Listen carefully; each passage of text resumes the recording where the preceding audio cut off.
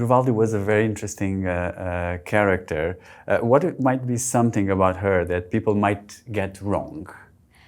I think Draupadi, more than getting wrong, I think one thing which people do get wrong about her is usually if you ask somebody who's seen the television series of Mahabharata, if you ask them who is the cause of this war, they'll say, oh, Draupadi. So even the disrobing incident that happened, they would say, oh, it all happened because Draupadi hurt the ego of Duryodhan. Why? Because she said, Andhe ka putra andha, or a blind man's son is blind. Now, when does this happen? Just before the game of dice, when I told you, right, that Rajsuya Yagna was happening. So at that time, these guys had this very beautiful palace made, and that palace had a lot of illusions. So a floor would look like a floor, but it would actually be a pond. This guy doesn't realize, Duryodhan doesn't realize it's a pond. He thinks it's a floor and he walks on it and he falls inside the water. So people laugh. Okay, that is all there is in Mahabharata, nothing else. Nobody says anything. Clearly, if you fall, people will laugh, right? If I fall, you laugh, you fall, I laugh. So that's all it was.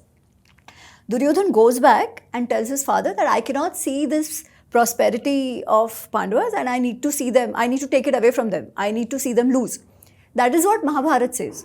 And this attitude of Duryodhan doesn't come as a surprise because he's doing that since they were youngsters. He's been trying to get after the Pandavas forever. Okay. However, in the popular narration or especially in the television series, they show that when Duryodhan falls, Draupadi laughs and says, see, a blind man's son is always blind because his father was blind. And that is why it is considered, or people just infer that she said it. Clearly, he was body shamed or whatever, right? Today it's become very woke. So, he was insulted by her. Hence, then to take revenge, he disrobed her. And to take revenge, they took over all this. And then eventually that led to the war. So, whose fault was it? The lady's fault. Yeah? But this is what popular narration has done to her. She was not like that. She doesn't say anything like that. And what is not so spoken about her is the role of Draupadi when she was the queen of Indraprastha. Indraprastha was their kingdom, right? Yeah. Usually people only talk about this incident, or they'll talk about, they'll pity her that, poor lady, she went through all that humiliation. Or they will talk about how she wanted revenge afterwards. Yeah. She obviously wanted revenge, but not how it is portrayed. In the popular narration, it is portrayed as if she left her hair open and she said that only if I can wash my hair with the blood of Dushasan, who's the younger brother, who tried the disrobing. It didn't happen, but who tried the disrobing, Dushasan. Only if I can wash my hair with his blood, will I be happy and I'll tie my hair.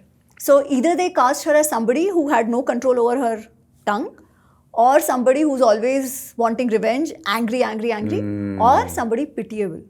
She was none of that.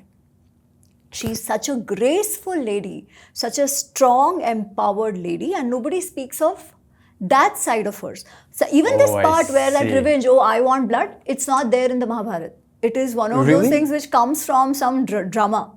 Yeah, it is not in Mahabharata. Nothing like that happens in the Mahabharata. That I'll keep my hair open, I want blood. No, she's a very sorted woman.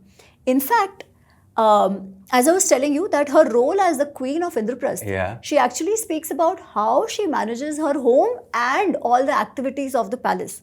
Now, it was a kingdom. So every day in the royal kitchen, they would have lakhs of people coming to eat. Now, if you have to prepare food for so many people, clearly you need that many helpers, right? And all other aspects that are to be taken care of.